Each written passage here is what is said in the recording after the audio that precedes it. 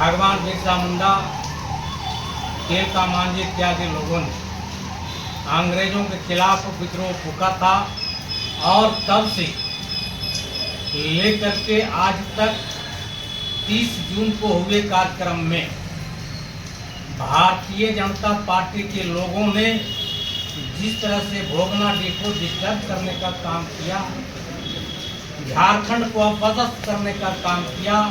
यह आप लोगों से छिपा हुआ नहीं। भारतीय जनता पार्टी के लोगों ने और लोगों के पास अब किसी भी प्रकार का कोई मुद्दा नहीं रह गया है, मुद्दा विहीन हो गए हैं। भारतीय जनता पार्टी के पास अपना नेता नहीं है, दूसरे पार्टी के नेता के सहारे इन लोग जो हैं अपना राजनीति चमकाना चाहते हैं। आए दिन 30 जून को आप लोगों ने देखा, जबकि भोगनाडीह में राजकीय सम्मान के साथ झारखंड के महापुरुषों को सम्मान दिया जाता है, श्रद्धांजलि सभा की जाती है। भारतीय जनता पार्टी के लोगों के पास क्या परिस्थिति आ गया कि भोगनाडीह पहुंच करके यह भी आप लोगों ने देखा कि 30 जून से पहले रघुबर दास जी का कार्यक्रम भोगनाडीह संथाल परगना में होता है। उसके बाद पूर्व मुख्यमंत्री बाबूलाल मरांडी जी का कार्यक्रम होता है। उसके बाद चंपई सोरेन जी को भेजा जाता है, जो आप लोगों ने प्रिंट मीडिया के माध्यम से, अखबार के माध्यम से आप लोगों ने यह भी देखा है कि भारतीय जनता पार्टी के सोची समझी राजनीति यदि झारखंड मुक्ति मोर्चा सशक्त नहीं रहता, हमारे माननीय मुख्यमंत्री हेमंत सोरेन जी सशक्त नहीं रहते, प्रशासन का कुनबा सशक्त नहीं रहता, तो हो सकता था कि संथाल परगना को डिस्टर्ब करने के नियत से भारतीय जनता पार्टी के लोगों ने, आप लोग यह भी देखा है कि 2 व्यक्ति के पास पिस्तौल पकड़ाया है। या क्या है, ये हम लोग को बताने की आवश्यकता नहीं है। माननीय मुख्यमंत्री हेमंत सोरेन जी का किया हुआ काम, किया हुआ योजना भारतीय जनता पार्टी के लोगों को पच नहीं रहा है और इन लोगों के पास अब मुद्दा विहीन हो चुके हैं। इसलिए अब झारखंड को यह पदस्थ करने का इन लोगों ने मनसूबा बना लिया है। झारखंड मुक्ति मोर्चा के एक कार्यकर्ता इनके कुनबा को, इनके राजनीति को, इनके किए हुए कारनामे को पर्दाफाश करने में कोई कसर नहीं छोड़ेगा और इनको ईंट से ईंट का जवाब देने के लिए झारखंड मुक्ति मोर्चा के कार्यकर्ता, झारखंड मुक्ति मोर्चा के पदाधिकारी कमर कर चुके हैं। नेता थे, चाहे वो बाबूलाल मरांडी हो, चाहे रघुबर दास हो, उस क्षेत्र में दौरा करके कुछ आगे का प्लान कर रहे थे और जिसको हमने उस दिन हुल दिवस के दिन देखने को हमें जो मिला और जो गिरफ्तारियां हुई, उस गिरफ्तारियां से ये साबित होता है, ये एकदम शीशे की तरह साफ है कि जो लोग गिरफ्तार हुए उन्होंने भारतीय जनता पार्टी का सदस्यता लिया था, वो भारतीय जनता पार्टी के सदस्य थे, उन्होंने चंपई सोरेन जी के विधानसभा चुनाव में काम किया। तो कहीं न कहीं ये एंगल नज़र आता है कि अगर हमारे हेमंत सोरेन जी, अभी कहा जाए माननीय विश्वगुरु शिबू सोरेन जी का तबीयत खराब होने के कारण वो दिल्ली में थे, नहीं तो वो भी इस कार्यक्रम में शिरकत करते, भाग लेते, तो हो सकता था। हमें ये लगता है कि एक साजिश हो कि यहाँ पे कुछ भी हेमंत सोरेन जी के साथ कोई अप्रिय घटना घट सकती थी।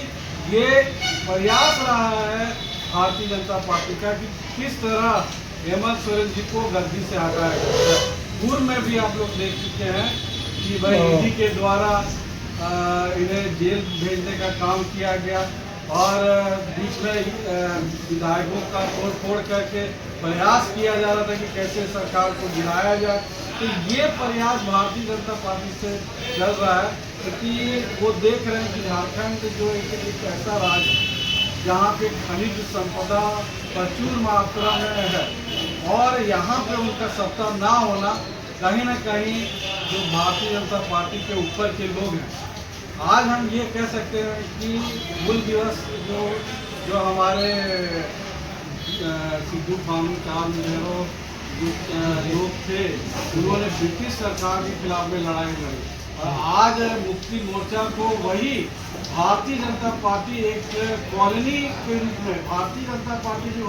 जो ब्रिटिश सरकार करती थी वही कर रही है कि झारखंड को एक कॉलोनी के रूप में, उपनिवेश के रूप में, कि यहाँ से हम कैसे अपना अर्जन कर सकें, वो प्रयास रहता है। इसीलिए हेमंत सोरेन जी ने भी कहा कि 1,36,000 करोड़ जो इस राज्य का बकाया वो हमें चाहिए, जो हमारा हिस्सा है वो हमें चाहिए। और इसकी हम लोग मुक्ति मोर्चा इसका आंदोलन लड़ रहा है, इसके लिए लड़ाई लड़ रहा है। ये चीज़ भारतीय जनता पार्टी को पच नहीं रही है कि झारखंड के जो मूलवासी है, आदिवासी हैं, यहाँ के लोग का विकास वो नहीं चाहते हैं, वो केंद्र का विकास चाहते हैं। इसीलिए वो यहाँ के जो सरकार को अपदस्थ करने का प्रयास है। तो कुल मिलाकर यदि बात करें तो क्या लगता है कि मतलब भारतीय जनता पार्टी को ये लग रहा है कि उनके हाथ से आदिवासी वोटर, आदिवासी लोग उनसे बिल्कुल छिटक गए। अब कैसे सेंध किया जाए, चाहे वो ये जो बहुत ही गलत सोच के साथ में हम ये कह सकते हैं कि इतना गलत सोच के आपस में आदिवासी के एक राजकीय कार्यक्रम में विवाद करना कहाँ तक समझ में आता है, या हमें तो समझ में नहीं आ रहा। देखिए, यह बिल्कुल साफ झलकता है कि यह घटना प्रायोजित घटना है। क्योंकि हम थोड़ा सा आप लोगों को फ्लैशबैक में ले चलते हैं। झारखंड के एक सांसद फरवरी मार्च में लोकसभा का सत्र में यह बयान देते हैं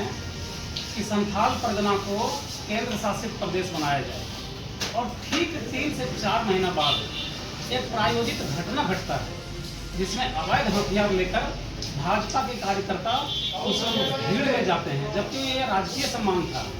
और वो चंपई सोरेन के आदमी थे। जबकि चंपई सोरेन को बहुत ही सुरक्षा व्यवस्था मिला हुआ है, उनको केंद्रीय स्तर का भी मिला हुआ है, राज्य स्तर का भी मिला हुआ है। तो इसलिए कहीं न कहीं ये प्रायोजित था कि किसी न किसी तरह से दंगा भड़काया जाए, हत्या करवाया जाए और दंगा भड़का के फिर संथाल परगना को बिल्कुल एकदम अस्थिर कर दिया जाए और अस्थिर कर झारखंड में राष्ट्रपति शासन लगाया जाए। उसके बाद संथाल परगना को केंद्र शासित प्रदेश काटकर बनाया जाए। लेकिन झारखंड के प्रशासन को मैं धन्यवाद देता हूँ कि झारखंड के प्रशासन बहुत सूझबूझ के साथ उनकी गिरफ्तारी की गई, और यह आम जनमानस के सामने, पूरा झारखंड के जनता के सामने, झारखंड की जनता ने देश के जनता के सामने लिया है कि एक सम्मानित नेता जो पूर्व मुख्यमंत्री रह चुके हैं, उनके आदमी अवैध हथियार के साथ जाते हैं। ये दुर्भाग्यपूर्ण है। मैं भाजपा से ये आगाह करता हूँ कि झारखंड के लोग बहुत सीधे साधे हैं, और नहीं तो झारखंड के लोग जैसा आंदोलनकारी पूरे भारतवर्ष में नहीं है। अगर किसी तरह का झारखंड में आप छेड़ेंगे तो इसका परिणाम आपको भुगतना होगा, ये बिल्कुल तय है। तो जो भाजपा आरोप